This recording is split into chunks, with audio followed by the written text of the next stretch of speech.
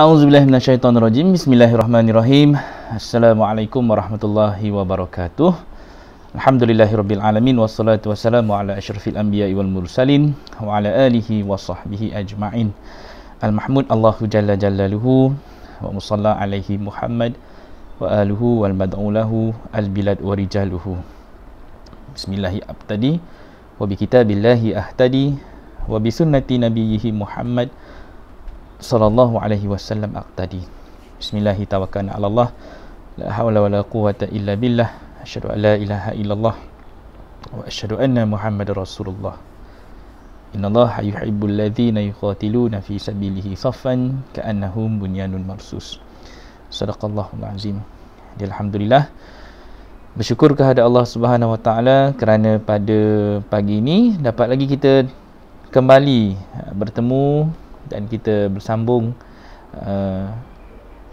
satu siri perkongsian maqasid yang akan menjelaskan beberapa lagi konsep dan juga konteks ayat-ayat Al-Quran yang boleh kita manfaatkan sebagai satu panduan dan juga satu perkara yang akan menyebabkan kita mungkin akan berubah persepsinya, akan menjadi orang yang lebih baik dari sudut kefahamannya, dan pastinya masing-masing ingin melakukan perubahan dalam kehidupan dan juga selanjutnya kita dapat beramal dengan ilmu yang kita dapat berdasarkan kefahaman, bukan lagi dengan sangka-sangka. Itulah harapan dalam bicara maqasid ni, bicara yang akan menyebabkan kita lebih terbuka minda, lebih luas kefahaman kita, lebih nampak matlamat dan hala tuju perbincangan ataupun apa yang kita sampaikan ini bukan sekadar untuk kita bersembang santai, tapi di penghujung perkongsian itu harapan dan juga seruan kepada semua yang menonton adalah untuk kita sama-sama melakukan islah. Jadi itulah yang paling kita mahukan, daripada apa sajalah program yang kita sertai, apa saja kursus motivasi, kuliah, ceramah, tak kisahlah di mana saja yang kita sedang berada dan sedang kita ikuti, apa pun yang kita buat, di hujungnya, akhirnya, tuntutan yang paling besar sekali adalah tuntutan untuk kita bertindak, dan hasil daripada tindakan itu akan memberikan kita perubahan, akan memberikan kita satu laluan untuk kita menjadi seorang yang lebih baik daripada semalam, seseorang yang lebih memberi manfaat kepada orang yang lain, dan seseorang yang mampu untuk memberikan satu ilmu, memberikan satu bentuk pendidikan, dan di mana dia mampu pula untuk mengajar orang lain daripada apa yang dimiliki. So ilmu kita tuntut, hasil daripada ilmu yang kita dapat kita mampu memahami, dan kemudian kita pula mampu untuk menyampaikan kepada yang lain. Itu satu konsep yang masing-masing kita kena faham dan kita kena jelas supaya kita nak menjadi orang yang sentiasa berada di jalan yang lurus. Jalan yang lurus adalah jalan yang istiqamah. Jadi pelaksanaannya adalah istiqamah, lalu hasilnya pun akan dapat yang istiqamah. Pelaksanaan dia, kita kena menuntut ilmu secara istiqamah. Saya melapangkan masa dan berusaha untuk memberikan masa dalam tempoh 1 jam setiap hari antara Isnin sampai Jumaat. Minggu ni insya-Allah kita akan masuk sampai hari Sabtu, dan kita cuba untuk lapangkan masa dan ruang kita sama-sama. Ini adalah zakat. Zakat ni adalah bermaksud penyucian. So zakat itu adalah untuk menyucikan harta, menyucikan diri. Jadi kita nak menyucikan diri kita tidak semudah kita bertasbih semata-mata. Dia memerlukan satu tindakan. Tasbih itu mungkin di mulut, subhanallah, subhanallah, subhanallah, itu kita hanya ucap di mulut. Tetapi hakikat tasbih yang sebenar adalah apabila kita melakukan satu perbuatan membersihkan diri kita daripada segala kekotoran yang melibatkan perbuatan, yang melibatkan amalan, yang melibatkan kefahaman, yang melibatkan doktrin yang bersarang dalam diri kita. Itu yang kita nak bersihkan, dan dia tidak hanya boleh dibersihkan di mulut, kan? Contohnya kalau kita cakap dekat anak kita, minta tolong, anak tolong kemas rumah, itu hanyalah di mulut baru. Kemas itu baru di mulut. Perintah itu baru di mulut. arahan itu baru datang daripada mulut. Tapi belum tentu lagi anak itu mampu untuk mendengar ataupun melakukan perintah tersebut. Dan apa yang kita perintahkan, kita kena make sure ada follow upnya. Bukan kita perintah, lepas tu kita hilang entah ke mana, tapi kita tak pun tengok, check balik, balancekan balik apa yang anak-anak kita buat. So kita kena tengok, kalau kita check and balance, kalau dia buat betul, kita kena bagi kredit. Kalau dia buat salah, kita kena memberi teguran. Di situ kita ada nampak penambahbaikan. Dan kita kena buat istiqamah. Bukan sekali saja kita suruh. Kita kena buat benda tu secara berkala, berhari, bertakwim. Sebab apa? Baru kita boleh bezakan daripada arahan pertama, macam mana pula dia buat daripada arahan kedua. Kita lihat daripada hari pertama dan kemudian kita bandingkan dengan hari-hari berikutnya. Mesti ada progres, mesti ada islah, mesti ada penambahbaikan. Itu baru kita boleh katakan sebagai satu hasil kerja kita. Begitu juga dengan apa yang kita buat hari ni dalam konteks agama. Daripada kita kecil sampailah kita dah besar, mungkin sekarang ni umur 40, 49, dah 59, kita mungkin selesa dengan apa yang kita miliki pada hari ni. Kita hidup dalam keadaan kita rasa kita buat dalam bentuk agama itu adalah satu ritual yang kita selalu laksanakan dalam bentuk kita merasakan kita dah betul. Jadi kadang-kadang kita tak sedar, selama ni kita bertasbih, kita bertahmid contohnya, kita melakukan solat contohnya, kita melakukan puasa sunat atau apa saja, kita pergi umrah, apa saja yang kita rasakan yang selama ni yang kita lakukan, mungkin dalam konteks yang kita rasa itu adalah mengikut fahaman yang kita terima daripada amalan nenek moyang kita. Kita bertasbih contohnya, daripada kita kecil kita diajarkan subhanallah, subhanallah, subhanallah, itu saja yang kita faham dalam bentuk konteks bertasbih. Tapi bagaimana kita nak melakukan pembersihan hati kalau ia hanya berlaku dalam bentuk di mulut sahaja? Kita tidak membuat itu dari sudut amalan yang kita fahami. Kita membaca Quran, daripada kecil kita baca Quran saja, tapi kita tak pernah pun memahami intipati yang ada dalam Al-Quran. So dia hanya akan menjadikan kita orang yang belum tentu mampu untuk berubah. Sebab apa? Sebab kita hanya membaca apa yang kita disuruh baca, tetapi kita tidak pun disuruh baca untuk kita faham apa yang kita baca. Itulah menyebabkan kita terus kekal dalam fahaman nenek moyang, yang menyebabkan kita tidak berusaha untuk memahami ayat-ayat Al-Quran ini. Kalau kita berusaha pun, mungkin kita sudah membaca terjemahan dia, tetapi kita tidak berusaha untuk mencari setiap makna dan maksud yang berada di sebalik setiap ayat-ayat yang diturunkan kepada kita. Jadi ini menyebabkan kadang-kadang kita rasa kita terus selesa dengan keadaan kita begini. Kita tahu kita tidak faham dan kita selesa dalam situasi kita tidak faham tersebut. Kita rasa kita kena tahu, tapi kita masih lagi membiarkan diri kita dalam keadaan bingung, sama ada kita nak buat apa kita nak buat. Dan dalam keadaan kita disibukkan pula dengan urusan dunia. Kita disibukkan dengan kerja, disibukkan dengan urusan rumah tangga, disibukkan dengan pelbagai perkara yang akhirnya melalaikan kita sehingga kita lupa matlamat dan tujuan Al-Quran ini diturunkan untuk kita. So ini benda-benda yang kalau boleh, tujuan kita buat satu program yang khusus seperti ini, kelas begini, adalah untuk kita sama-sama memahami apa sebenarnya tujuan dan juga tindakan yang patut kita buat untuk kita mencapai maksud syurga. Jadi tajuk hari ini berkenaan dengan kalau baca Al-Quran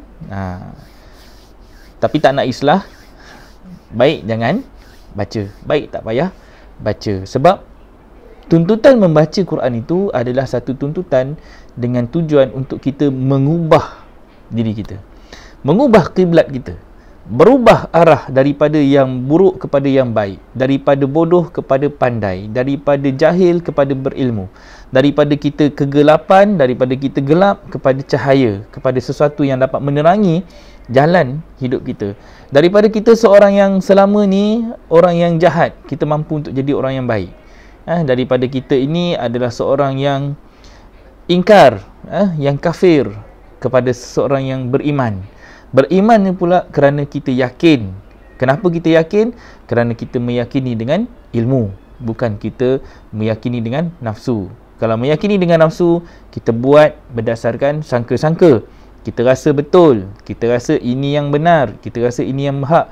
Rasa itu menyebabkan kita kekal dalam stage orang yang masih lagi kabur, orang yang masih lagi buat sesuatu tanpa ilmu.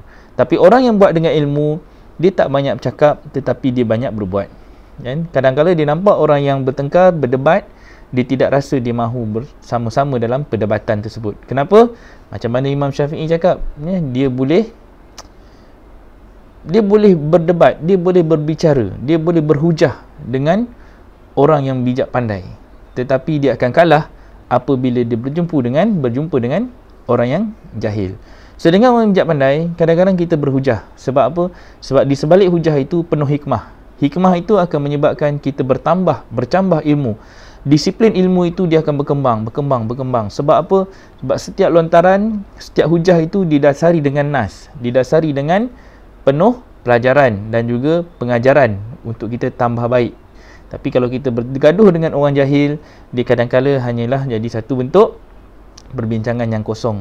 Orang yang sebelah sana tidak berlapang dada, kita yang berusaha keras untuk memperbaiki orang, tetapi orang sana hanyalah bersembang untuk memuaskan nafsu dia, bukan untuk dasar ilmu. So ini adalah perbincangan yang kita nak sama-sama santai lah bersembang pada pagi ni.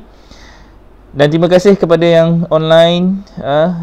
Kebanyakannya saya perhati ni adalah daripada kalangan sahabat-sahabat alumni umrah dan juga sahabat-sahabat yang sudah istiqamah. Saya ucapkan tahniah kerana hampir setiap siri saya dapat kenali dan saya dapat perhatikan komen-komen daripada kalangan-kalangan sahabat yang sama. Dan rasanya kali ni kita nak buat kelainan sikit. Apa kata kalau kata lepas ni sambil-sambil tengok live yang kita sedang buat, ambil gambar selfie sikit dengan skrin yang ada rupa saya, ada tajuk yang kita present pada pagi ni, selfie, kemudian post dekat dalam komen dan kita akan lihat masing-masing punya komitmen. Baru kita kenal siapa orang yang berselfie tu. Nak selfie macam mana? Nak selfie dengan good ke? Nak selfie muka sendiri, ambil gambar dengan belakang skrin daripada kisah kita pada pagi ni, perbincangan kita pagi ni. Itu kita cuba untuk memeriahkan, tak wajib, tetapi kalau boleh buat, itu sesuatu yang boleh kita manfaatkan bersamalah, insya-Allah. Okey, terima kasih sekali lagi. Okey, sebelum kita pergi jauh, tolong pastikan suara clear dan juga tolong pastikan anda dah pun share dan kongsikan kepada yang lain untuk kita sama-sama manfaatkan perbincangan kita pada pagi ini. Dan saya pasti hari ini hari Isnin, Monday Blues, kadang-kadang buat pula waktu pagi pukul 10. Kebanyakan kita mungkin ada takwim dan juga ada agenda masing-masing, terutamanya yang melibatkan orang yang bekerja. Tak ada masalah, yang kerja, yang mana yang free boleh tonton bersama-sama. Kita bukan nak mengejar ataupun kita nak mencari seberapa ramai viewers yang ada. Tugas kita kongsi, kita share. Itu adalah satu keberkatan yang ada pada kita. Berkongsi itu saja sudah menunjukkan kita sukakan kepada perkongsian ilmu. Kita share dan orang lain akan dapat manfaat. Macam mana dia dapat, bila dia dapat, waktu bila dia dapat, bagaimana dia dapat, itu kerja Allah. Kerja kita usahakan. Kerja nak bagi hidayah, itu kerja Allah. Kerja nak bagi petunjuk, itu kerja Allah. Kerja kita tunjukkan jalan dia. Kita tunjukkan cara. Kita tunjukkan bagaimana. Bagi yang istiqamah, mereka tunjukkan bagaimana mereka setiap hari bersama-sama. Pukul 10 pagi dah terpacak dekat telefon semua. Saya 10 pagi dah pacak kamera, dah pacak lampu, dah pacak, dah sediakan Quran, dah sediakan apa saja yang mampu untuk saya siapkan bagi perbincangan kita hari ini. Itu usaha saya. Anda lakukan usaha anda. Dakwah melibatkan banyak kaedah. Itu dipanggil uslubud dakwah. Kaedah-kaedah ataupun jalan-jalan untuk kita berdakwah. Kaedah untuk kita berdakwah. Ada orang tak mampu bercakap, maka berikanlah peluang untuk kita berkhidmat ataupun berbakti melalui jari kita yang kita boleh share, kita boleh kongsi, dan orang lain yang akan dapat manfaat ilmu itu. Dan pastinya sebaik-baik manusia adalah yang mampu untuk memberi manfaat kepada orang yang lain. Mungkin kita tak mampu untuk sampaikan ilmu, tetapi dengan ada program begini, kita dapat panjangkan ilmu kepada yang lain. Itu tanggungjawab kita. Okey. Dan hari ni saya nak tambahkan sikit. Mungkin sebelum kita masuk kepada topik ni, saya dapat pertanyaan daripada seorang sahabat kita. Dia bertanya tentang maksud maqasid. Dia kata, apa itu maksud maqasid? Jadi saya ambil peluang lah hari ni untuk saya jelaskan maqasid. Hari tu saya rasa saya dah ada bagikan sedikit point. Okey, sebelum pergi tajuk maqasid tu, saya nak kena bagi tahu satu lagi perkara sebelum kita pergi jauh. Al-Quran ini Allah berikan kita dalam bentuk banyak ayat-ayat, ada 6,236 ayat. Daripada ayat-ayat itu, dia terbina daripada beberapa perkataan-perkataan. Daripada perkataan yang kita dapat dalam Al-Quran itu, dapati dalam Al-Quran itu, dia kebanyakannya adalah nama-nama. Bagaimana Al-Quran itu disusun dengan pelbagai perkataan yang kebanyakan perkataan itu adalah nama-nama. Contoh, nama syurga, neraka, malaikat, nabi, rasul, binatang-binatang, manusia. Ada berapa jenis nama tentang manusia? Ada insan, ada annas, itu semua nama. Ada syaitan, ada iblis, itu nama. Ada nafsu, nama-nama rasul dan nabi saja dah 25 wajib disebut dekat dalam ni. Kemudian ada lagi nama-nama melibatkan istilah. Kita ada cerai, kita ada talak, kita ada kahwin, kita ada rezeki, kita ada zakat, kita ada haji, puasa. Semua itu adalah nama-nama yang dihubung-hubungkan lalu membentuk satu ayat. Lalu ayat itu mengandungi perintah, mengandungi larangan, diturunkan kepada kita. Jadi rahsia untuk memahami Al-Quran ini sebenarnya bermula daripada memahami nama-nama. Disebabkan itulah dalam Al-Quran ini Allah kata Adam, hakikat kejadian Adam yang menjadikan Adam itu seorang yang taat, seorang yang patuh, seorang yang hebat, seorang yang memiliki ilmu adalah kerana Allah yang mengajarkan Adam nama-nama. That's why kita hari ni kalau kita nak jadi orang yang hebat, kita nak jadi orang yang faqih dalam urusan agama, ataupun kita nak jadi orang yang tahu mentakwilkan agama, macam mana dibacakan doa oleh Rasulullah kepada Ibnu Abbas, kemudian doa itu pula menjadi salah satu bacaan yang kita sebut, seruan di mulut kita, Allahumma faqihna fid din, ya Allah faqihkan kami di dalam urusan agama. First, faqih. Kedua, wa'alimna ta'wil, dan engkau berikan kami kefahaman dalam bentuk kita mentakwil. Mentakwil ini bukan cerita kita nak meneka-neka, itu bukan mentakwil gitu. Mentakwil ini macam mana kita nak mengeluarkan tarjih, kita nak mengeluarkan apa yang ada yang dalam istilah-istilah Al-Quran ini yang menyebabkan kita lebih faham. Macam mana kita nak membaca ayat-ayat Quran ini dalam bentuk kaedah yang sebenar, membaca apa yang Allah sebutkan dan kita boleh takwilkan dalam bentuk pelajaran, takwilkan dia dalam bentuk kefahaman, dan takwilkannya dalam penuh hikmah. Dan hikmah itu pula dapat kita lontarkan sesuai dengan zaman dan masyarakat kita waktu ni. Waktu zaman Rasulullah, takwilnya mungkin berbeza. Pergi ke zaman sahabat, takwilnya mungkin tidak sama. Datang ke zaman para solehin, para ulama-ulama yang berada sekitar 1400 tahun yang lalu, mereka mentakwilkan berdasarkan keperluan zaman mereka, tamadun mereka, masalah yang ada di depan mata mereka. Dan kita pula perlu dapat satu kefahaman agama, faqihkan diri kita dalam agama. Untuk apa? Untuk kita sama-sama memahami Al-Quran dan kita mampu menjelaskan Al-Quran ini kepada zaman kita pula. So ini adalah proses yang kita sama-sama kena faham. So faqihkan diri dalam urusan agama. Urusan agama ada banyak. Kita kena tahu rukun iman, kita kena tahu rukun Islam, kita kena tahu syahadah, apa tu solat, apa tu zakat, apa tu puasa, apa tu haji, apa tu iman kepada Allah, kitab, rasul, malaikat. Semua itu adalah nama-nama yang kita kena tahu. Tanpa nama dan istilah ini, kita akan jadi manusia yang lost. Contohnya kita doa hari-hari, ihdinas siratal mustaqim, tunjukkan kami jalan yang lurus, jalan yang istiqamah. Tapi apa maksud sebenar jalan yang kita minta tadi? Kita ada banyak perkataan dalam Quran ini menunjukkan jalan. Kita ada sirat, kita ada sabil, kita ada tariq, dan kemudian kita ada syarak, atau dipanggil syariat. Keempat-empat ni dalam Quran bermaksud jalan, kan? Jadi apa sebenarnya yang kita cari, yang kita nak lakukan daripada empat perkataan yang Allah mention dalam Quran ini? Okay, kalau kata Allah memberikan kita sirat, sirat itu lebih kepada bentuk visi, dia satu visi. Ihdinas siratal mustaqim, tunjukkan aku satu visi yang jelas, visi yang kita boleh istiqamah, visi hidup kita yang boleh kita laksanakan. Tapi belum kita buat lagi. Lalu Allah berikan kita sabil. Sabil ini adalah satu jalan yang berbentuk misi.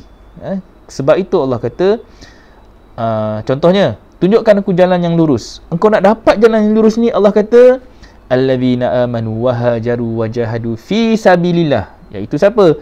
Orang-orang yang beriman. Orang-orang yang beriman ni mereka nampak visionnya. Visionnya adalah mereka kena berhijrah. Kemudian mereka kena berjihad. Nak berhijrah dan berjihad bagaimana? Di jalan Allah. Nak berjihad itu perlukan kepada modal. Modalnya adalah bi amwalihim wa anfusihim, dengan harta dan diri mereka. Daripada jihad yang mereka buat itu, hijrah yang mereka buat itu di jalan Allah, lalu Allah mengangkat mereka. A'zamu darajatan indallah. Itu benda-benda yang kita nak capai. Satu jalan yang orang-orang yang telah pun diberi nikmat. Siapa jalan-jalan itu? Jalan-jalan itu adalah daripada kalangan Nabiin. Nabi berhijrah tak? Hijrah. Kebanyakan Nabi-Nabi mereka berhijrah. Rasul berhijrah.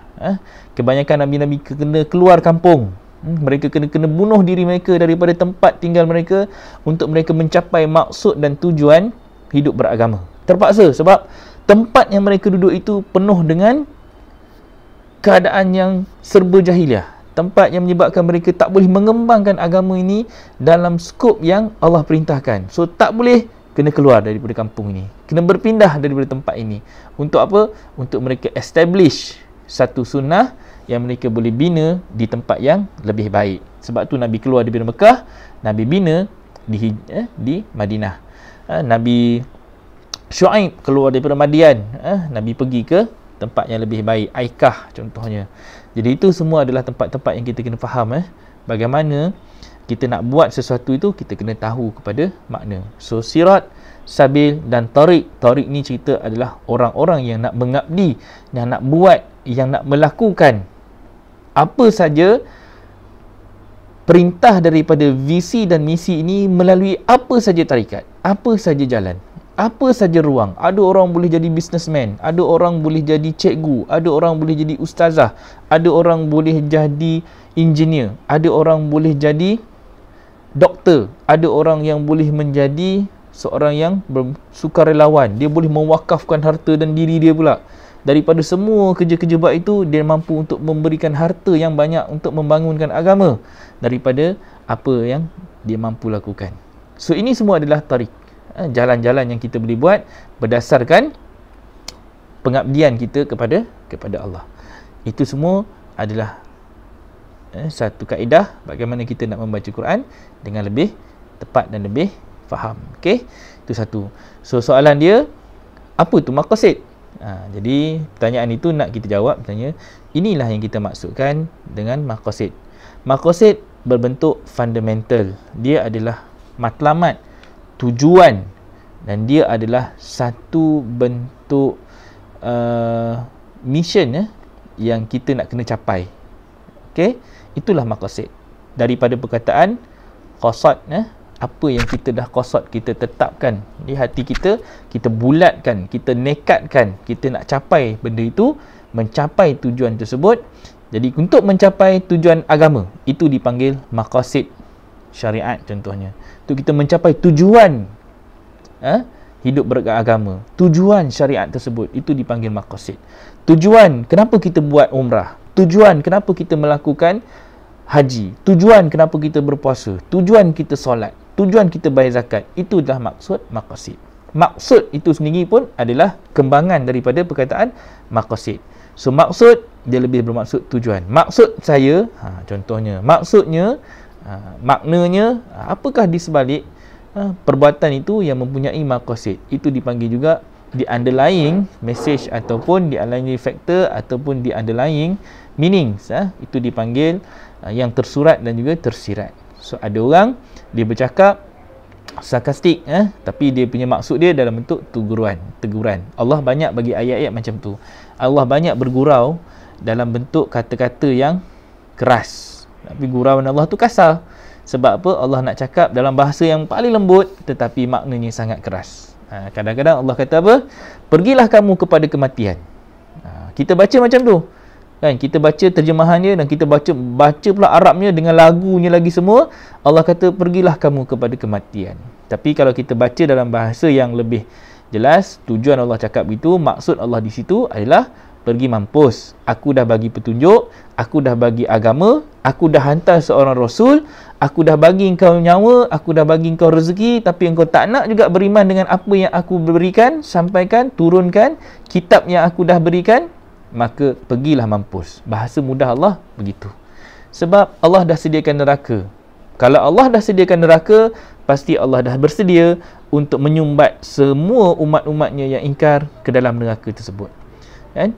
Tak ada makna kalau kata Allah dah buat syurga, Allah buat neraka. Mesti ada sebab. Kalau Allah kata Allah itu maha pengampun, betul Allah tu pengampun, tapi bagaimana Allah mengampunkan hamba-hambanya? Siapa yang Allah akan ampunkan hamba-hambanya? Ada dua, sama ada kita ni antara orang yang khilaf. Khilaf boleh jadi kita tak sengaja, boleh jadi sebab kita leka, boleh terjadi sebab kita jahil. Itu khilaf. Tapi kalau kita kafir, kita ingkar, jelas kita melawan Allah dengan terang-terangan, dengan terbuka, itu tanda kita menentang Allah secara berdepan. Itulah kekafiran kita yang paling nyata.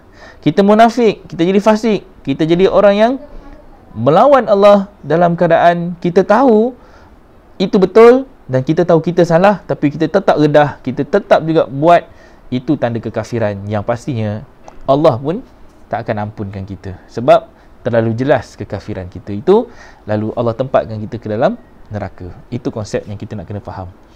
Dan kita juga nak ambil maksud dan tujuan kita buat program-program begini pastinya adalah untuk kita mencari seberapa ramai orang-orang yang ingin berubah, ingin mengubah hidup mereka, dan bukan hanya selesa dalam keadaan kita sebagaimana hari ini. Hari ini kita baca Quran, kita tidak faham, dan tujuan kita menyampaikan program begini adalah untuk kita keluarkan diri kita daripada ketidakfahaman tersebut. Saya nak ambil pelajaran bagaimana kita hidup dah berapa puluh tahun, kita selesa dengan keadaan kita tidak memahami ayat-ayat Quran. Sedangkan di tempat orang lain boleh jadi struggling, berusaha keras hanya untuk membaca dan memahami Al-Quran.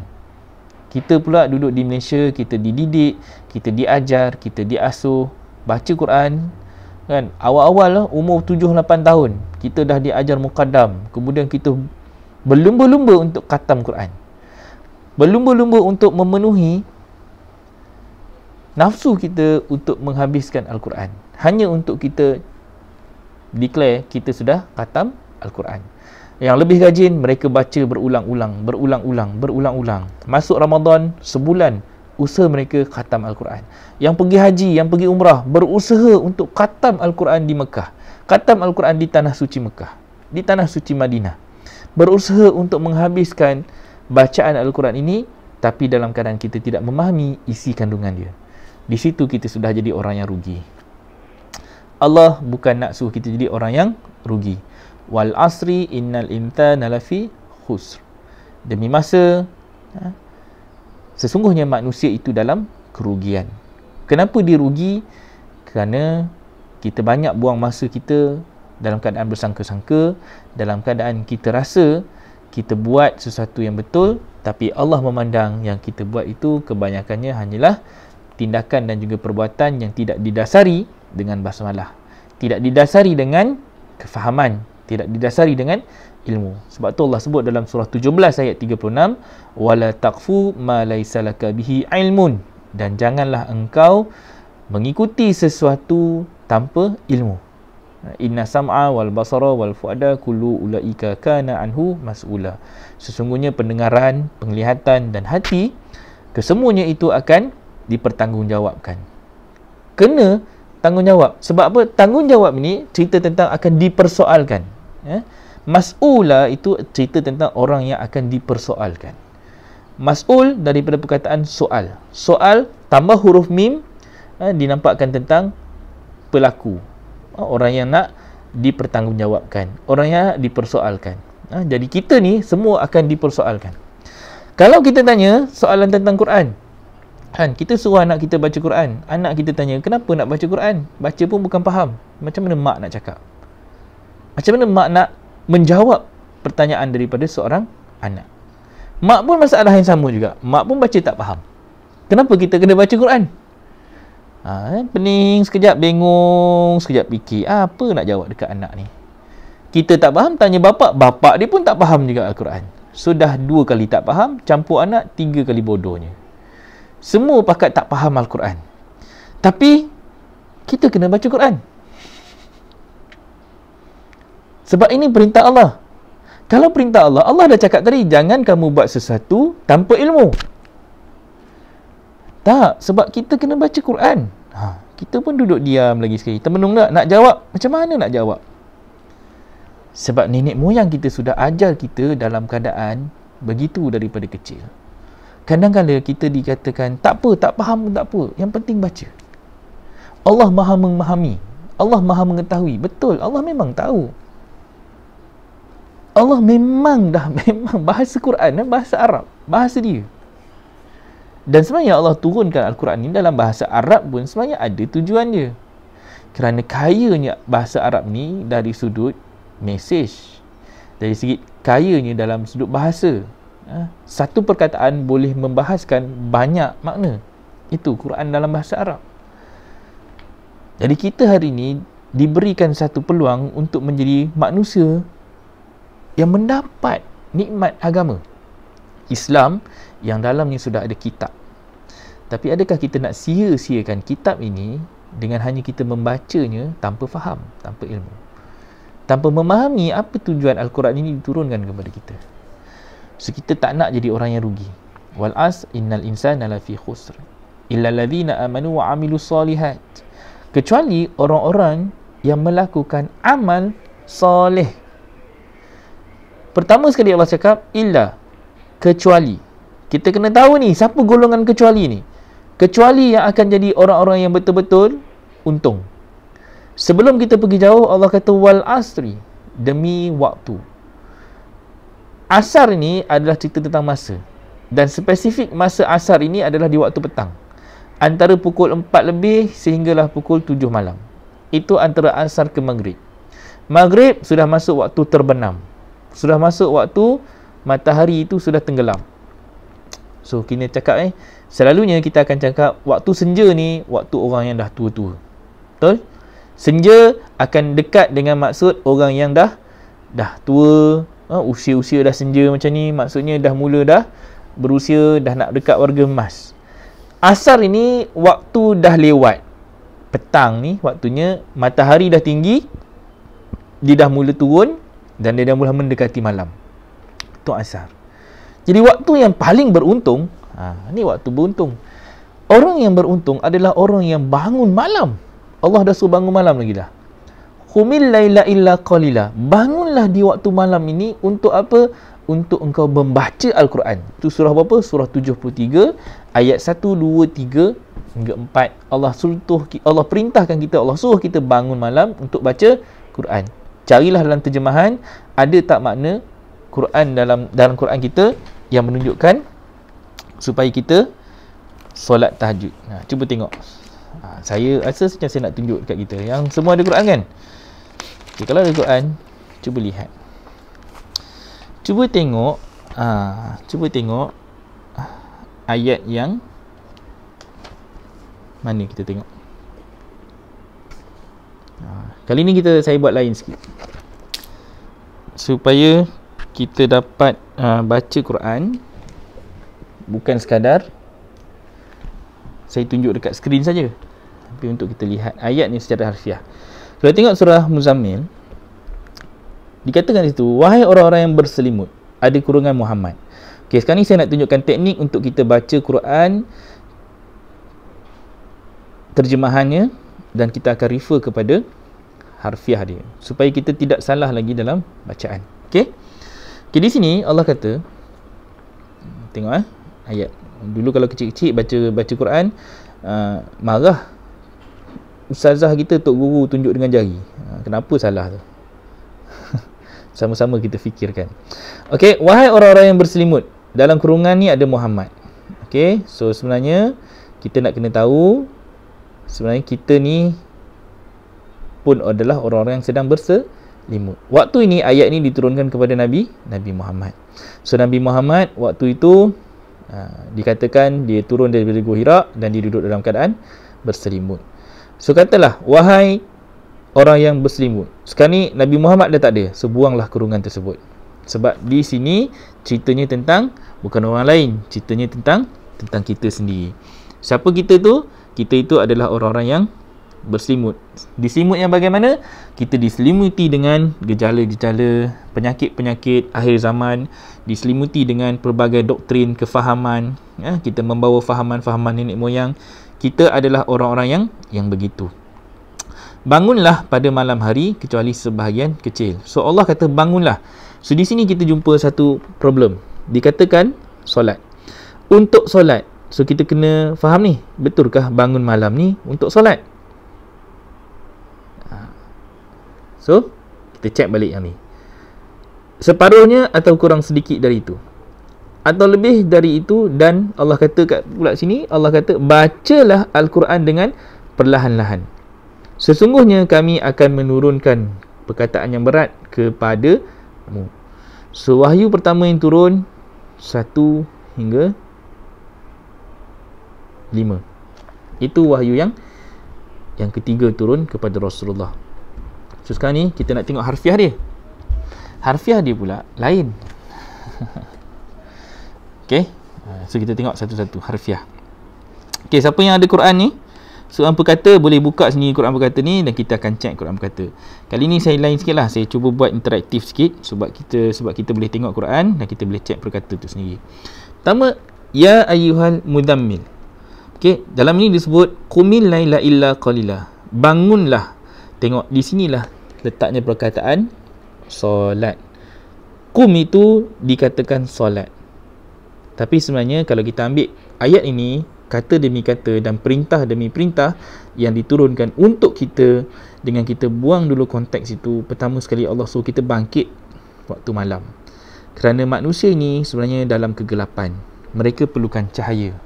Cahaya yang ada dalam kegelapan adalah Al-Quran, yang akan mengeluarkan kita daripada kejahilan, keluarkan kita daripada zulumat. Zulumat itu malam, zulumat itu adalah cerita zalim. Zalamim itu zalim. Jadi kita nak keluarkan diri kita daripada kezaliman diri kita yang selama ini jahil, yang kita tak tahu, yang kita jadi bodoh, kita jadi orang yang memandai-mandai, orang yang bersangka-sangka. Kita nak keluarkan diri kita daripada fahaman-fahaman nenek moyang kita yang mengikut yang taklid buta semua tu, kepada orang yang berilmu. So diperintahkan kepada kita untuk bangun malam, sama ada 1/2 ataupun kurang 1/3 daripadanya, ataupun begitu sedikit. Tapi di sini dinampakkan, ni penting ayat keempat ni. Auzid, atau tambahlah sedikit, warattilil Quran natartila. So sebenarnya Allah suruh kita bangun malam bukan untuk solat, tetapi Allah suruh kita bangun malam untuk warattilul Quran, warattilil Quran natartila, untuk kita baca Al-Quran perlahan-lahan. Di sini pula dinampakkan sesuai dengan hukum tajwid. Kenapa di sini mesti letak dengan sesuai dengan hukum tajwid? Tak, sebenarnya Allah suruh kita baca Quran. Allah suruh kita baca Quran dalam bahasa Arab, ataupun kita kena baca Quran dengan apa yang kita faham. Kalau kita baca dalam keadaan kita tidak faham, itu hanyalah menjadikan kita ni orang yang buta huruf, orang yang tidak tahu. So kita tak nak jadi orang yang buta huruf, kita nak jadi orang yang memahami ayat Quran. So kita jauh tak lari daripada konteks ayat ni. Kita baca hari ni pun kita dah nampak beza antara terjemahan yang ada kurungan, kemudian dengan apa yang ditunjukkan dalam Quran ni. So kita tak nak jadi macam ni. Kita tak nak jadi orang yang rugi. Rugi kerana kita tidak memahami sebenarnya apa yang Allah perintahkan. That's why kita nak kena tahu. Untungnya bangun malam, kan, baca Quran, memulakan subuh itu dengan bangkit, untuk kita membersihkan diri. Subuh ini terkait dengan benang hitam dan benang putih. Sebelum sahur kita kena nampak benang hitam dan benang putih. Kemudian Allah suruh kita bangun di waktu pagi. Pagi ini adalah satu aktiviti yang produktif. Pagi yang menyebabkan kita jadi orang yang lebih progresif, lebih aktif, orang yang lebih segar, fresh, orang yang nak bangkit dalam keadaan kita. Dalam Quran dia ada satu perkataan, bukratan wa asila, sama ada di waktu pagi ataupun petang. Itu kita baca dalam maksurat, selalunya kita baca maksurat lah. Maksurat pun baca waktu subuh dengan waktu asar. Ini dua waktu untuk kita baca amalan-amalan lain lah dalam maksurat. Bukratan wa asila.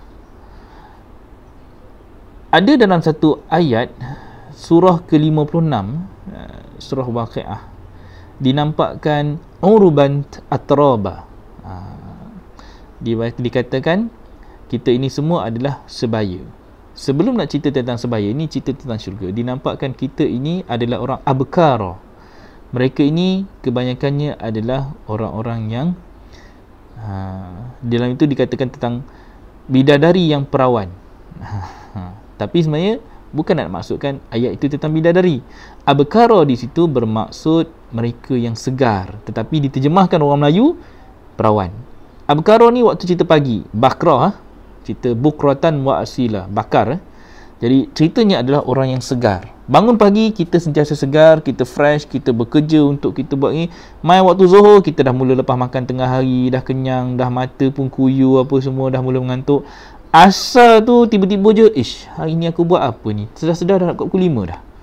Hari ni kerja apa buat ni? Banyaknya kerja tak habis lagi. Memang tak habis lagi kerja sebab kita dah terkejar-kejar sampai-sampai kita dah pergi sampai waktu asar. Dan Allah cakap manusia dalam kerugian. Engkau hidup hari ni sedar-sedar umur dah 50 tahun. Engkau hidup sedar-sedar dah 60 tahun. Padahal waktu kita sihat, waktu kita kuat, waktu kita muda itulah waktu yang paling-paling berkualiti. Daripada kita kecil sampailah usia kita 20 tahun, 30 tahun, 40 tahun, itu waktu kita sangat. Dan Nabi rasa sangat rugi. Why? Sebab Nabi dah umur 40 tahun waktu tu, Nabi baru dapat Iqra, dan Nabi cuma ada baki 23 tahun untuk berusaha. Nabi sendiri pun dalam keadaan bingung. 40 tahun Nabi bingung. Wa wajadaka dhalam fahada, dan kami dapati kau dalam keadaan bingung, maka kami berikan kamu petunjuk. Lam fahada. Wa wajadaka dhalam fahada. Dhal itu menyebabkan Nabi rasa Nabi bingung. Nak buat apa dengan umur ni? 40 tahun Nabi fikir, kenapa dia dilahirkan? Kenapa dia dihidupkan dalam bangsa jahiliah begini? Nabi Iqra Nabi bukan pada tulisan. Iqra Nabi pada keadaan semasa itu. Pada apa yang berlaku pada masyarakat, fenomena yang berlaku di depan mata. Jadi itu yang Nabi Iqra di otaknya. Nabi duduk 3 tahun dalam gua memikirkan bagaimana nak mengubah masyarakat yang berada di depan kita ni. So itu cerita Nabi baca Quran tak macam kita baca Quran. Nabi baca Quran tak ada masa Nabi nak membaca tajwidnya, sebab Nabi memang dah orang Arab, dan Nabi pastinya bercakap Arab, bukan cakap dalam lagu, kerana Nabi nak menyampaikan teguran. Nabi nak menyampaikan kemurkaan Allah. Nabi nak menyampaikan kemarahan Allah kepada manusia yang jahil.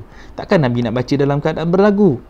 Tidak mungkin, melainkan Nabi akan menyampaikan dengan penuh tegas, dengan kualiti seorang yang menyampaikan kebenaran. Sama dengan mak nak menegur anak, sama dengan bapa yang nak menegur anak. Tak mungkin kita sempat lagi nak berdendang, berdondang sayang, nak melantunkan suara yang merdu ketika kita marahkan anak. Kecuali kita nak bagi dia tidur, baru kita dodoi. Waktu kita marah, kita kena tegas, kita kena firm, dan kita kena jelaskan dan menampakkan kemarahan kita, kemurkaan kita itu dengan sebesar-besar kemurkaan. Kan? Terpaksa tinggikan suara, mesti dengan ilmu. Rendahkan suara pun dengan ilmu. That's why dalam tajwid dinampakkan kita baca sesuatu dengan jelas dan dengan ni. Sebab tu dipanggil izhar. Dizahirkan, dibacakan dengan jahar, dengan jelas. Solat pun ada masa kita baca dengan jelas, ada masa kita baca dengan perlahan. Itu semua adalah disiplin bagaimana kita nak memahami agama kita. So baca Quran pun begitu juga. Baca Quran mesti dalam keadaan tartil. Tartil itu bukan nak cakap kita baca dalam keadaan, baca dalam keadaan tartil itu berperingkat-peringkat. Hari ni kita baca ayat ini. Ayat ini suruh kita buat dulu perbuatan ini. Buat apa? Jangan engkau menghampiri zina contohnya. Bukan terus kita tahu, kita kecil belum tentu lagi kita berzina. Waktu umur 1 tahun, 2 tahun belum tentu lagi. Tapi peringkat mana yang kita akan mula memahami zina? Ketika kita dah mula bernafsu.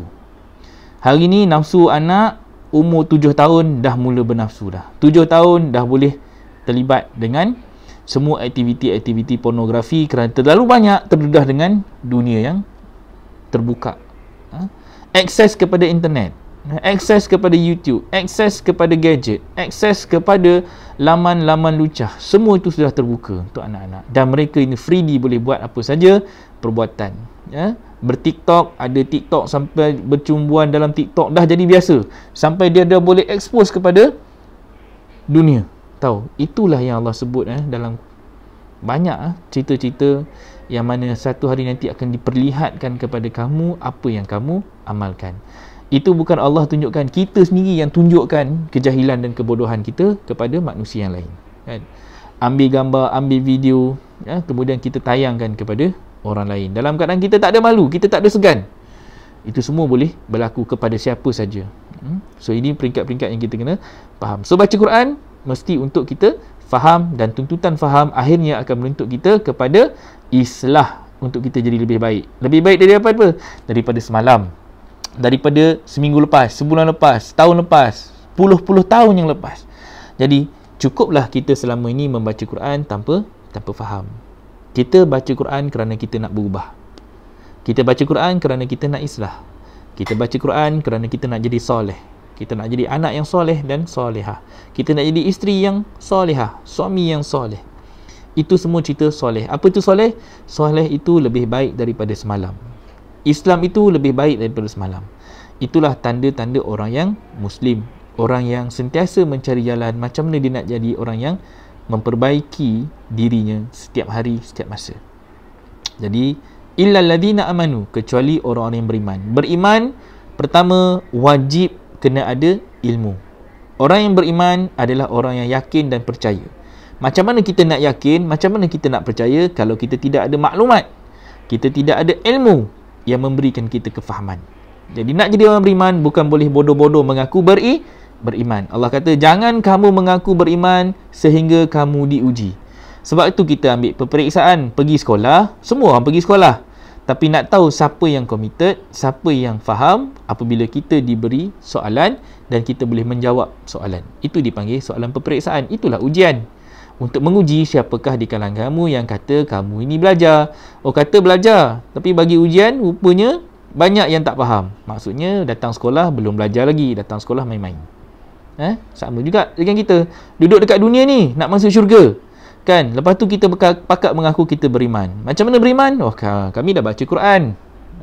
Macam mana beriman? Oh, kami dah beramal soleh. Apa tu amal soleh? Tak tahu. Tak tahu nak jawab apa tu amal soleh, kan? Baca Quran, tetapi bila tanya apa yang ada dalam Quran? Banyak ada dalam Quran ni. Okey, bagi contoh ayat ini, surah ini, ayat ini. Tapi tak tahu macam mana nak menceritakan apa kandungan ayat ni. Oh, tak boleh. Yang ni susah ni, sebab yang ni kena tanya ustaz-ustaz. Sampai bila kita nak bergantung kepada ustaz-ustaz? Sampai bila kita nak bergantung kepada orang lain? Dalam kubur, Quran inilah menjadi panduan kita. Quran inilah yang menjadi imam kita. Kalau kita sendiri tak kenal imam kita, macam mana kita nak jawab soalan dalam kubur? Macam mana kita nak menyelamatkan diri kita dalam kubur seorang diri? Waktu itu tak ada bantuan. Waktu itu tak ada Google. Waktu itu tak ada talian hayat. Waktu itu kita dan amalan kita sahaja yang akan kekal bersama kita. Jadi amalan kita kalau baca Quran, hanya baca Arabnya saja, tetapi kita tidak memahami apa kita baca, then something not right is happening dalam kehidupan kita. Kerana kita sudah lama hidup dalam keadaan yang dulu kita kata, orang-orang dulu cakap kat kita, tak apa, jangan takut, baca Quran tak faham pun tak apa, biasa dengar. Saya sendiri pun pernah dengar. Saya dulu waktu sekolah pun banyak kali saya dengar. Untuk orang awam diletakkan begitu. Cukup kita baca Quran, kita dapat pahala, dan kita akan hidup dalam angan-angan pahala tersebut. Angan-angan kita sudah selamat daripada siksa kubur. Belum tentu lagi.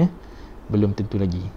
So kita sama-sama perbaiki diri kita untuk kita memahami apa sebenarnya yang Allah nak daripada ayat-ayat Quran ini. So kita kena tengok satu kes. Ini satu peristiwa yang berlaku, peristiwa yang benar. Saya kena terima kasih kepada Kak Arfa, kerana Kak Arfa ada kongsikan benda ni kepada saya lah. Kak Arfa yang komen dekat dalam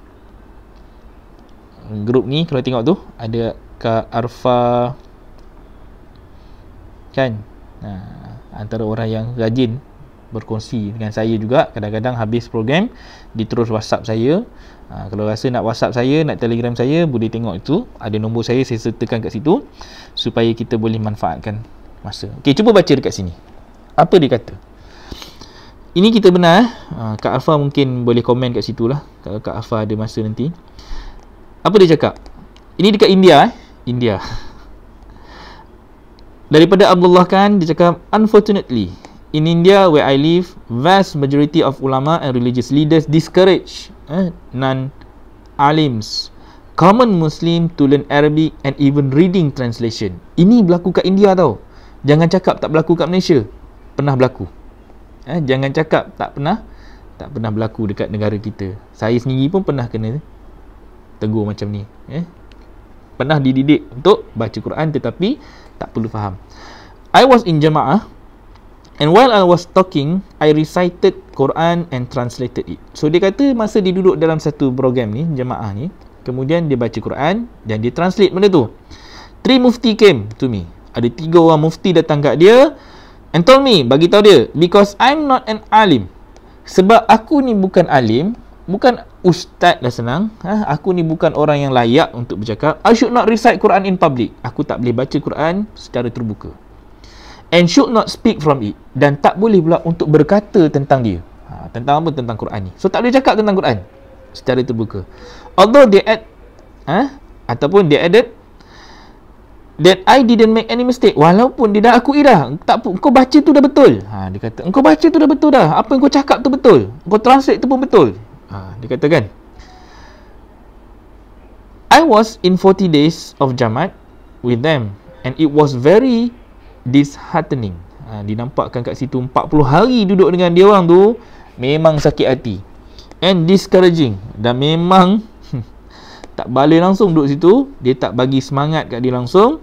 And I was upset that why didn't my parent put me in the madrasah instead of a school, and now I have to live my life without knowing Arabic.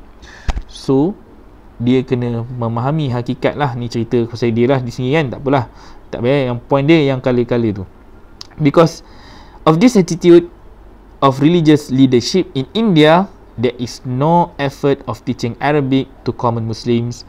Once I spoke about this to a big Zimmender of Jamaat, he told me that if common Muslims start to ponder, ni poin besar dia, kalaulah orang-orang awam ni, dia panggil common Muslim ni, kita-kita yang biasa-biasa ni kan, start to ponder, mula untuk fikir and understand the Quran, dan mula untuk memahami Al-Quran, then it will open the doors of fitnah. Jadi ramai orang takut fitnah kepada Al-Quran. Sayang, Al-Quran diturunkan sebagai petunjuk. Syahrul Ramadan allazi unzila fihil Quran, dalam bulan Ramadan, dalam keadaan manusia ramai. Jangan kita baca Ramadan itu bulan Ramadan yang sebulan kita sambut puasa setahun sekali tu. Tak, Ramadan is every day. Ramadan adalah satu fasa manusia hidup dalam kejahilan. Manusia hidup dalam keadaan dia lalai, dia leka, dia jahil, dia ramat, panas. Dalam keadaan dia sudah tidak tahu mana betul, mana yang salah, mana yang hak, mana yang batil. Manusia sudah mencampur adukkan kedua-dua perkara itu sampai manusia jadi sesat, menjadi bingung, menjadi lalai dengan kehidupan duniawi. Itu ramat. Kerana manusia dalam keadaan ramat itu, maka Allah unzila fihil Quran, maka Allah turunkan kepada kita Al-Quran. Okey, nanti kita baca ni lah. Kita tengok surah 2 ayat 285. Yang saya baca ni daripada surah Al-Baqarah ayat 285. So Allah kata kat situ, unzila fil Quran hudan linnas, dia sebagai petunjuk bagi manusia, wa bayyinatin minal huda, dan dia adalah petunjuk bagi manusia. Surah 2 185 bukan 285, 185. So hudan, bainat dan furqan. Wal furqan, dia menjadi bainat dan dia menjadi satu furqan. Apa tu furqan? Furqan untuk membezakan yang hak dengan yang batil, sampai dia nampak yang hak, dia nampak yang batil jelas. Itu waktu kita umur 7 tahun, kita dipanggil mumayyiz. Mumayyiz ini tahu membezakan. Mayyiz itu untuk kita membezakan. Yang hak dengan yang batil. Waktu kita umur 7 tahun, kita dah mula boleh beza yang panas, yang sejuk. Pegang air panas, kita akan lepaskan tangan. Pegang air sejuk, sedap untuk diminum, kan? Kita buka api, kita tahu api tu boleh membakar. Kita pegang pisau, kita tahu pisau tu tajam, dan kita tahu dia boleh mencederakan. Kita tahu kalau kita keluar rumah, tapi bukannya kita pandai sangat, kita tahu kalau kita keluar rumah ada bahaya. Kan? Mak dia duk beletik hari-hari, jangan keluar rumah, jangan keluar rumah, jangan keluar rumah. Itu antara benda yang menyebabkan kita mula membezakan yang hak dengan yang batil. Kita kenal hitam, kita kenal putih. Okey, itu budak mumayyiz. Tapi kita belum akil balik. Kita belum mampu untuk menyampaikan yang hak dengan yang batil itu daripada mulut kita, sebab kita mungkin kekurangan ilmu. Jadi kita tak boleh nak membezakan benda itu saja. But then again, Allah kata kita ini adalah orang-orang yang nak memahami Al-Quran, tapi kita dihalang daripada memahami. Inilah doktrin agama yang telah pun dipesongkan daripada pemesongan akidah daripada kita kecil, daripada nenek moyang kita. Snok Anggrunje masuk ke tanah Nusantara ini, pergi ke tanah Aceh pada 1909 hanya untuk tujuannya memesongkan akidah umat Islam. Sampailah dia keluar pada 1905 dan dia duduk di sini hampir 6 tahun hanya untuk memastikan orang umat Islam di Aceh secara khusus dan di Nusantara sekeliling Aceh ni, termasuklah tanah Melayu, tanah Melaka, termasuklah kawasan sekitar kita ni, di Malaysia ni, kita sudah pun duduk dalam satu frame kehidupan yang telah pun menyebabkan kita memisahkan antara dunia dan juga agama. Itulah sekularisme.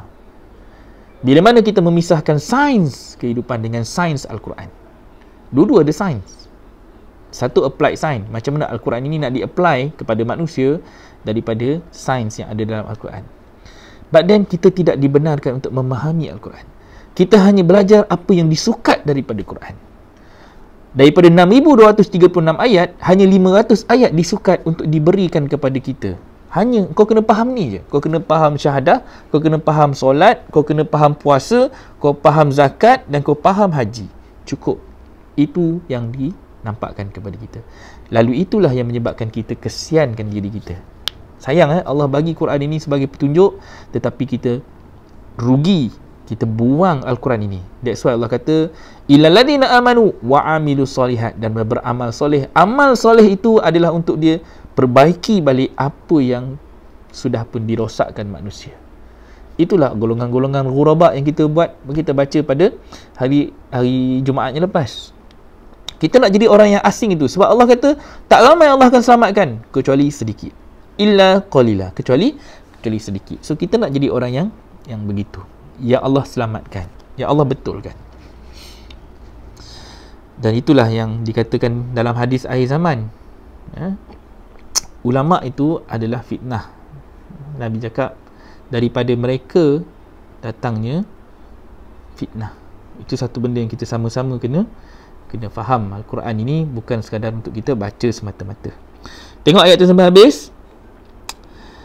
After continuous discouraging advices from religious elders, first I thought maybe I am wrong, because if all of these practicing Muslims are having the same opinion, but then I told to myself that I will complain Allah on the day of judgment. Tengok, dia sendiri dah rasa nak komplain dekat Allah terus. Sebab apa? Komplain dekat agamawan ulama ketika itu. Zaman kita, ini 3 bulan lepas tau. Ini bukan cerita zaman nenek moyang kita. Ini zaman sudah ada Instagram, sudah ada Facebook, sudah ada media sosial, sudah ada segala-galanya. Tetapi kita gagal lagi untuk memahami Al-Quran. Dan ini berlaku dekat India. Saya harap tidak berlaku di tempat kita. Ya. Mudah-mudahan kita akan menjadi orang yang diberikan petunjuk, diberikan satu jalan yang lurus bagaimana untuk kita bangkit semula. That's why saya cakap bangkit. Nabi suruh kita bangkit baca Quran. Allah suruh kita bangkit. Allah suruh Nabi tu bangkit baca Quran. Bayangkan waktu itu Quran turun baru berapa ayat. Wahyu pertama turun baru satu ayat daripada surah Al-Alaq 1 hingga 5. Al-Qalam wahyu kedua turun baru 1 hingga 5. Baru 5 ayat, 10 ayat. Kemudian Muzammil tu turun baru 5 ayat. Bang, kakak, baru 15 ayat, tapi Allah suruh baca berperingkat-peringkat. Takkan nak baca berperingkat-peringkat tu 15 ayat? Maknanya Al-Quran ini akan diturunkan tartil, diturunkan berperingkat-peringkat, diturunkan berdasarkan asbab, diturunkan berdasarkan keperluan semasa kita. tahu. Tapi hari ni Allah dah bagi lengkap satu kitab, 6, 2, 3, 6 ayat, 114 surah, tapi kita tak tahu mana satu yang akan menjadi asbab kepada kejadian kita. That's why Allah kata, laqad khalaqnal insana fi ahsani taqwim. Sungguh benar, sungguh-sungguh kami ciptakan manusia ni dalam sebaik-baik takwim. Maksudnya kita kena baca Quran berdasarkan takwim kejadian kita juga. Waktu kita kecil, cukup pendidikan yang kita kena faham. Untuk ibu ada takwimnya. Contohnya daripada surah 46 ayat 15. Contohnya Allah kata, kami telah wasiatkan kepada manusia untuk mereka melakukan kebaikan kepada ibu bapa dia. Ibu bapanya mengandungkannya dan melahirkannya susah payah. Dengan susah payah. Okey, kita tunjuk ayat dia. Ni takwim. Surah 46. Buka Quran. Ramai-ramai buka Quran. Asal seronok pula kita buat macam ni. Macam masuk kelas. Macam dekat TT kan. Okey. Buang nombor telefon. Okey, kita tengok dekat sini. 46-15. Okey, kita pergi dengan harfiah dia. Pergi harfiah dia. Wasainal insan. Dan kami wasiatkan, kami perintahkan kepada manusia, kepada insan. Biwalidayhi ihsana. Berbuat baiklah kepada orang tuanya. Hamalathu. Dia mengandungkannya oleh ibunya kurhan, dalam keadaan susah payah, wa wada'athu, dan telah melahirkannya dengan susah payah, wa hamluhu, dan dia mengandungkannya, wa fisaluhu, dan dia menyapihnya. Menyapihnya ni maksud dia orang kata ni, kalau tengok menyapihnya ni, dia orang kata apa, bercerai susu lah. Salasu nasyahra, 30 bulan, maksudnya 2 tahun setengah. Dia dah lahirkan, kemudian dia menyusukan, kemudian sampailah dia menyapih. Hatta sehingga iza balagha asyuddah, sehingga apabila capai usianya sudah dewasa. Wa balagha, dan dia pun sudah mencapai balagha ni sampai kita duk panggil umur kita ni akil baligh. Dah jumpa dah perkataan baligh? Baligh ini berasal daripada perkataan ni lah, balagha. Dan sampai usianya arba'ina sanah, 40 tahun. Kita ni dah 40 tahun. Adakah kita sudah baligh? Adakah kita sudah akil baligh? Sudah berakal.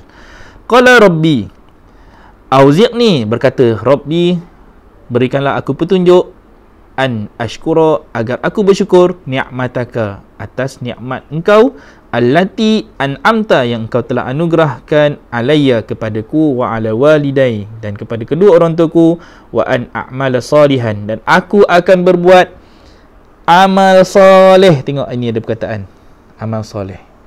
Dan kita akan melakukan amal soleh itu, tardahu, dan engkau meridainya, wa aslih, dan aku akan berikan kebaikan, dan aku akan islahkan diri aku. Aku akan perbaiki diri aku. Ni cerita islah ni yang kita nak buat ni, yang aku nak aslih.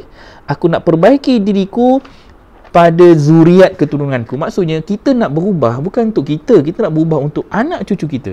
Kita ni kerja gila-gila bermati-matian, kadang-kadang untuk kita sedikit, tapi kita simpan duit untuk anak-anak kita. Kita bagi kebahagiaan kepada mereka. Kita berusaha untuk menjadikan mereka lebih baik daripada kita. Itu usaha yang kita buat. Dan Nabi Muhammad 23 tahun dia orang kata apa? Dia berusaha gila-gila punya, berjuang bermati-matian untuk apa? Untuk ditinggalkan Islam itu kepada keturunan-keturunan yang akan datang kepada kita. Okey, ini sungguh aku bertaubat. So bertaubatlah sekarang kepada kamu, wa inni, dan sungguhnya aku minal muslimin. So kita ni baru orang yang Muslim, belum beriman lagi.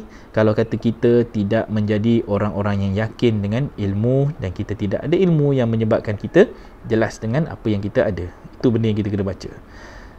Minal muslimin adalah orang yang menyerah diri.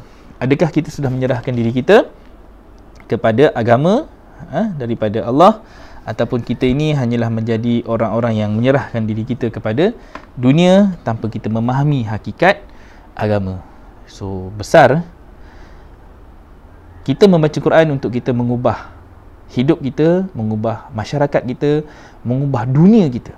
Itu yang Rasulullah berjaya buat. Nabi dapat 23 tahun Al-Quran itu, Nabi berjaya ubah fundamental kefahaman nenek moyang daripada jahiliyah kepada fasa petunjuk, fasa hudan, dan di situ Nabi berjaya mengubah mentaliti mereka itu kepada kejayaan.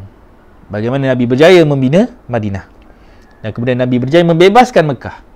Lalu Nabi berjaya establish satu contoh tamadun manusia yang beragama di bumi Madinah. Tapi kejayaan itu tidak lama. Selepas Rasulullah wafat, sedikit demi sedikit khilaf itu kembali, dan kekhilafan itu menyebabkan banyak berlaku peperangan, banyak berlaku tumpah darah, banyak berlaku perpecahan-perpecahan di kalangan umat Islam sendiri, sehinggalah hari ini kita sebagai keturunan dan generasi yang mewarisi Islam itu semuanya sudah berfirkah-firkah, berpecah belah. Dan akhir sekali Quran yang Rasulullah dapat dan ditinggalkan kepada kita, dia sudah pun hilang teknik dan taktiknya, strategi dan hikmahnya, lalu dia kembali menjadi pelik, dia kembali menjadi asing. Kalau kita baca Quran secara terjemahan, then you are going to be the same guy yang sama macam laki tadi. Kita akan jadi orang yang pelik, orang yang asing, kerana kita mula membuat sesuatu yang asing daripada perbuatan kebanyakan manusia. Dan itulah mesej Allah bila mana Allah kata tak ramai orang yang akan membaca begini, illa qalila, kecuali sedikit. Sedikit itulah yang akan mengalahkan yang ramai. Sedikit inilah yang akan menjadi satu sampel kepada manusia yang lain. Kerana sedikit inilah yang akan menjadikan mereka ini orang-orang yang terpilih, orang-orang yang dikehendaki Allah, orang-orang yang akan mengubah sejarah. Sedikit inilah yang berjaya dicipta oleh Rasulullah ketika di Madinah, dan akhirnya menjadi uswah kepada orang-orang lain mengikuti jejak langkah mereka. Ibnu Mas'ud contohnya, Huzaifah Al-Yamani contohnya. Kedua-dua ini adalah orang-orang yang biasa, tetapi Rasulullah angkat sebagai orang yang menjaga rahsia Rasulullah kerana mereka mampu untuk membaca Quran menggunakan kefahaman. Akal yang sihat itu menyebabkan mereka berjaya membaca konteks agama daripada sudut kefahaman Al-Quran yang lebih baik. So itulah harapan saya. Kita baca Quran bukan untuk kita saja-saja nak kumpul pahala. Kalaulah betul lah pahala itu untuk kita gunakan di hari akhirat nanti, alhamdulillah, itu rezeki kita. Tetapi Allah kata ganjaran orang yang membaca Quran ini adalah untuk kita laksanakan di dunia ini dalam keadaan kita nak memanfaatkan Al-Quran ini ketika kita masih hidup. Quran untuk dibacakan kepada orang-orang yang hidup hatinya, untuk orang-orang yang hayyan, untuk orang yang hidup jiwanya. Kalau kita baca Quran untuk orang yang mati, itu sudah menjadi satu kerugian kepada Quran ini. Quran ini untuk menghidupkan jiwa yang telah pun lama lalai, leka, jauh daripada agama. Di situlah peranan Quran untuk menarik dia semula kembali kepada Allah dan Rasul. Jadi mudah-mudahan hari ini kita dapat bertabiat, dapat mengikuti langkah-langkah yang Nabi tunjukkan. Bukan sekadar kita baca tetapi kita tidak faham. Baca tetapi tak nak berubah. Aku dulu macam ni, aku dulu dah biasa macam ni, aku dulu macam ni lah mak bapak aku ajar. So kita akan hidup dalam denial, kita akan hidup dalam aku yang lama, bukan aku yang baru. Aku yang baru adalah orang yang sanggup berubah, mengorbankan keakuan dirinya untuk dia serahkan diri dia kepada Allah. Tu Muslim tadi, berserah diri kembali kepada Allah, berserah diri kepada Allah, menjadikan Allah itu tuan dia, bukan kita yang jadi tuan dia. Jadi kita nak serah diri kepada Allah ni bukan mudah. Banyak benda yang akan menyebabkan kita akan bergaduh dengan Allah, menyebabkan kita jadi orang yang kafir. Saya rasa esok kita nak sembang tentang hakikat kafir. Hakikat kafir. Hakikat yang menyebabkan kita jadi manusia macam hari ini, takbur dengan Allah, kita jadi orang yang murka dengan Allah, sehingga kita duduk di dunia ini tetapi kita tidak mendapat keberkatan hidup. Masa ada tapi tak tahu hilang ke mana. Nyawa ada, tahu-tahu je dah nak mati. Masa dah habis, tua. Ada kata ada keluarga tapi tak bahagia. Ada benda yang menyebabkan kita jadi orang yang hina pada pandangan Allah, tidak mulia di sisi Allah. Mungkin kita mulia di sisi manusia, mungkin kita rasa kita ada gah, ada nama, ada pangkat, ada harta, tapi di sisi Allah, Allah tak pandang pun kita. Allah kata, ya ahlul kitab lastum alai syai'. Allah kata, wahai ahli kitab, aku tak pandang kamu sedikit pun beragama. Ni ahli kitab. Allah kata, aku tak pandang pun korang ni sedikit pun. Jangan sampai Allah tak pandang kita dan kita akan menjadi orang yang rugi. Okey, esok kita akan buka ayat tu. Mudah-mudahan Allah akan berikan kita hidayah, Allah berikan kita panduan, dan esok Allah akan berikan kita kelapangan dada, masa, fikiran untuk kita dapat sedikit sebanyak pelajaran yang Allah berikan melalui Al-Quran, insya-Allah. Okey, terima kasih kepada semua sekali lagi. Saya ulang, saya Syauqi Hassan, tak panggil ustaz pun tak apa. Kan, rasa tak layak untuk dipanggil ustaz, tapi mudah-mudahan Allah berikan kita ilmu untuk kita sama-sama mendapat manfaat dan pelajaran hari ini. InsyaAllah kita sama-sama baca Quran untuk kita faham, bukan baca Quran untuk kita berangan-angan dan sangka-sangka yang kita ni jadi orang yang faham. Allah sudah buat kerja dia bagi kita kitab, dia bagi kita petunjuk, dan dia sedang menguji kita untuk tahu siapakah yang beriman, siapakah yang ingkar. So esok kita akan sentuh topik tentang ingkar, hakikat ataupun makna ataupun maksud tentang ingkar. Apa tu kafir yang sebenar. Ni topik best ni, esok kita jumpa insya-Allah. Okey, itu saja daripada saya. Terima kasih kepada semua yang menonton. Mohon maaf sekiranya ada yang terkasar bahasa. 1 jam ni tak pernah rasa cukup, dan 1 jam ni sentiasa rasa macam sekejap ya. Macam itulah perasaan dia waktu kita titi kan, duduk dekat Madinah, duduk kat Mekah 2 jam pun tak tahu rasa dah habis dah masa. Tak tahulah orang yang duduk dengan saya tu rasa apa, tapi begitulah yang saya rasa. Mudah-mudahan Allah akan berikan kita peluang dan ruang untuk kita istiqamah terus berada di sini. Sunburn, ya betul ni, sunburn. Semalam saya berkarya di Lengging panas rupanya. Mudah-mudahan kita rasa kita dapat nikmat yang baik daripada Allah bila mana Allah memberikan kita peluang untuk kita jadi sebahagian daripada hamba-hambanya yang terpilih untuk mendapat nikmat membaca Quran ini dengan sebaik-baiknya, dengan sebenar-benar bacaan, lalu dengan kefahaman ini mampu menjadikan kita manusia yang berubah kepada kebaikan dan bukan hanya jadi orang yang kekal di tempat yang sama, kekal selesa dengan umur 40 tahun yang tak tahu baca Quran, selesa dengan kita yang tak faham apa yang Quran. Jangan kita bandingkan apa yang berlaku kepada orang yang tak mampu, orang yang miskin, tak berpelajaran, tak. Itu semua adalah bahagian kita di dunia. Bahagian kita daripada kitab ini adalah kita mencari jalan untuk mendekatkan diri kita kepada Allah. Kita lahir dalam keluarga miskin, kalau kita tak nak berubah untuk menjadi orang yang lebih berkemampuan, itu salah kita kerana kita tidak berusaha, bukan salah Allah. Kita dilahirkan dalam keadaan begitu, kita dilahirkan dalam keadaan itu, dan kita pun bergantung bagaimana pada sikap ibu dan bapa kita. Tanggungjawab kita adalah untuk kita keluar daripada kezaliman, kegelapan tersebut, insya-Allah. Okey, terima kasih kepada semua. Mudah-mudahan kita akan mendapat pelajaran daripada perkongsian pada hari ini. Macam tadi saya kata, kalau rasa ada masa, kita ambil gambar sekejap, kita selfie sikit, wah. Selfie sikit, kemudian boleh komen dekat dalam ruang komen itu, dan sekurang-kurangnya kita dapat rasa nikmat keseronokan dalam kita berbicara tentang maqasid ini, insya-Allah. Okey, semoga kita dapat jumpa lagi pada esok hari 10 pagi, kesan dan pesannya, dan saya dalam proses untuk compilekan nota-nota yang daripada episod-episod yang lepas, saya akan masukkan dalam grup Nota Mutawif Rare. Nota Mutawif Rare tu pun kita akan tukar nama dia kepada Bicara Maqasid by Syauqi Hassan ke, insya-Allah, untuk kita sama-sama memeriahkan grup itu. Dan saya akan buat satu posting untuk kita discuss. Daripada posting discuss itu boleh masuk ke dalam saya punya grup Telegram yang lain. Di situ kita akan bersembang. Kita panggillah keluarga Bicara Maqasid untuk kita sama-sama berinteraksi. Ada persoalan, ada pertanyaan, kita ambil daripada situ. Saya suka kalau ada pertanyaan dibuatkan dalam Telegram channel tu, dan kita boleh bawa topik itu kita bincang dalam program hari ini. Jangan bagi yang berat-berat lagi tau. Kita bincang yang mudah untuk orang faham. Sebab ada level orang terlalu tinggi.